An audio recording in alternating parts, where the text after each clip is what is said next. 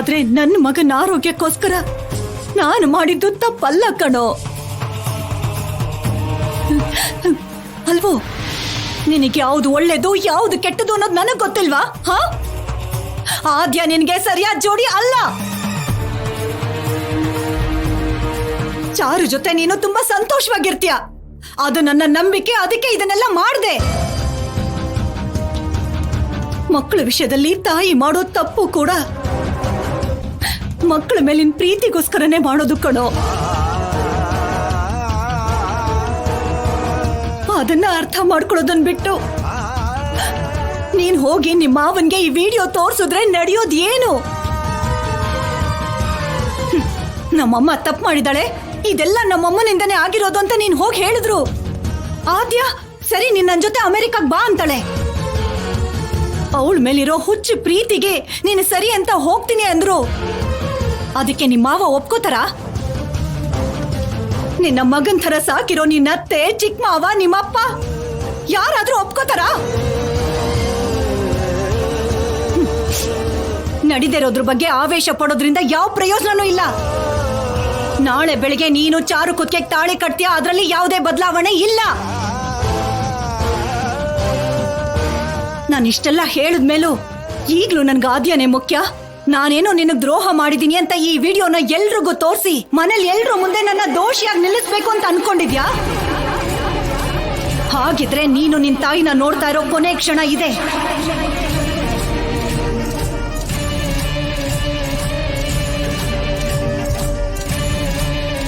ಇನ್ನು ನಾನು ನಿನ್ನ ಬೇಡ್ಕೊಳ್ಳಲ್ವೋ, ಬಲ್ವಂತನೂ ಮಾಡಲ್ಲ.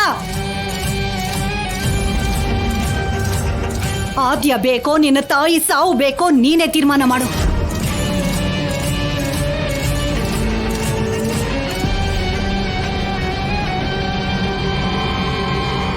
ಬಾ ಪಾರ್ವತಿ.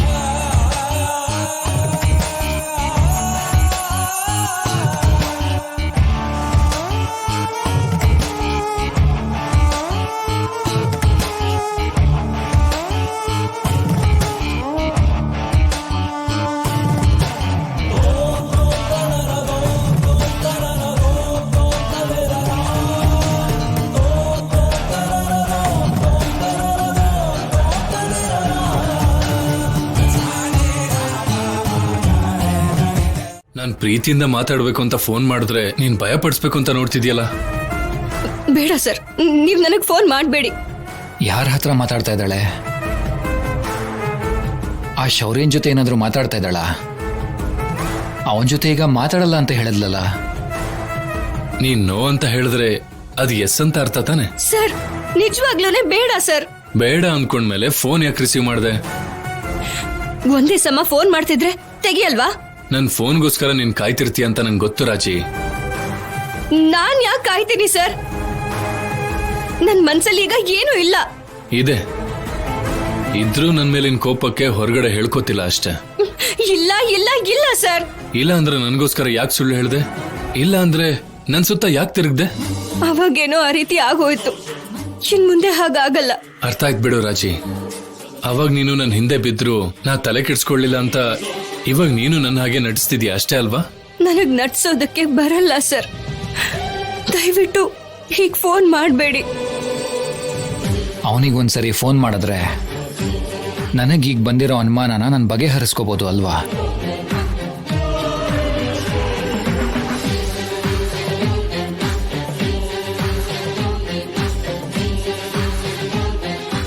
ನೀನ್ ಬೇಡ ಅಂದ್ರೂ ನಾನು ಮಾಡ್ತಾನೆ ಇರ್ತೀನಿ. ನೀನನ್ನ ಪ್ರೀತಿಸ್ತೀನಿ ಅಂತ ಹೇಳೋವರೆಗೂ ನಿನ್ ಹಿಂದೆ ತಿರುಗ್ತಾನೆ ಇರ್ತೀನಿ.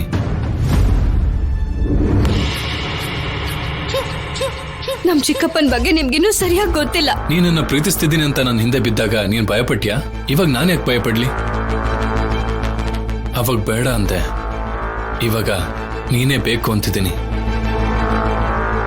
ಇವಾಗ ನಿನ್ ಸ್ಥಾನದಲ್ಲಿ ನಾನಿದ್ದೀನಿ ರಾಜಲಕ್ಷ್ಮಿ. ನೀನ್ ಪ್ರೀತಿಸೋವರೆಗೂ ನಿನ್ ಹಾಗೆ ನಾನು ನಿನ್ ಹಿಂದೆ ಬರ್ತಾ ಇರ್ತೀನಿ. ಫೋನ್ ಮಾಡಿ ಈ ತರ ಪ್ರೀತಿಯಿಂದ ಮಾತಾಡ್ತಾನೆ ಇರ್ತೀನಿ. ಬೇಡ ಅಂತ ಹೇಳ್ತಿದ್ದೀನಲ್ಲ ಸರ್. ನನಗ್ ನೀನ್ ಬೇಕು, ನಾನ್ ನಿನ್ ಜೊತೆ ಮಾತಾಡ್ಬೇಕು.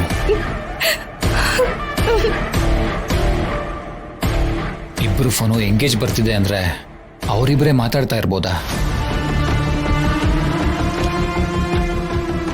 ಅವನ ಮೇಲೆ ಪ್ರೀತಿ ಇಲ್ಲ ಅಂತ ಹೇಳಿ ನನಗೆ ಐ ಲವ್ ಯು ಹೇಳಿದ್ಲಲ್ಲ.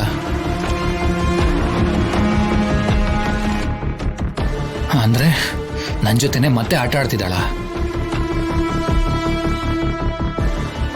ಅವನ್ನ ಪ್ರೀತಿ ಮಾಡ್ತಿಲ್ಲ ಅಂದಿದ್ ನಿಜನಾ, ಇಲ್ಲ ನನ್ನನ್ನು ಪ್ರೀತಿಸ್ತಾ ಇದ್ದೀನಿ ಅಂದಿದ್ ನಿಜನಾ? ಯಾವ್ದು ನಿಜ ಯಾವ್ದು ಸುಳ್ಳು, ಇದನ್ನ ಖಂಡಿತ ಹೀಗೆ ಬಿಡಬಾರ್ದು. ಏನ್ ಮಾಡ್ಲಿ?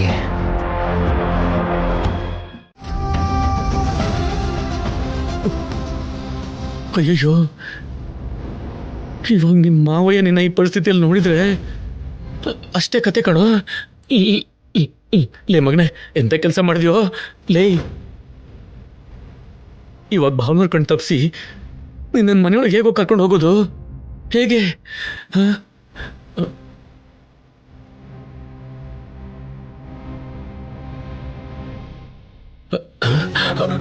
ಅಮ್ಮ, ಆದ್ಯಾ ಆದ್ಯಾ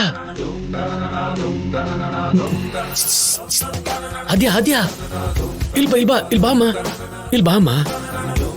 ಮಾವ, ಅಮ್ಮ ಆದ್ಯಾ, ಸ್ವಲ್ಪ ಸೀರೆನ ಹಿಡ್ಕೊಳಮ್ಮ. ಏನಾಯ್ತು ಮಾವ? ಅದನ್ನೆಲ್ಲ ನಿಂಗೆ ಆಮೇಲೆ ಹೇಳ್ತೀನಮ್ಮ. ಹೊರಗಡೆ ಭಾವನವ್ರಿದ್ದಾರೆ. ಇವನು ಈ ಪರಿಸ್ಥಿತಿಯಲ್ಲಿ ಅವ್ರು ನೋಡಿದ್ರೆ ಅಷ್ಟೇ ಕತೆ. ದೊಡ್ಡ ರಾದಂತ ಆಗೋಗುತ್ತಮ್ಮ. ಅಮ್ಮ ಆದ್ಯಾ, ಇವನ್ನ ಒಳಗಡೆ ಕರ್ಕೊಂಡು ಹೋಗೋ ದಾರಿನ ನೀನೇ ನೋಡಮ್ಮ.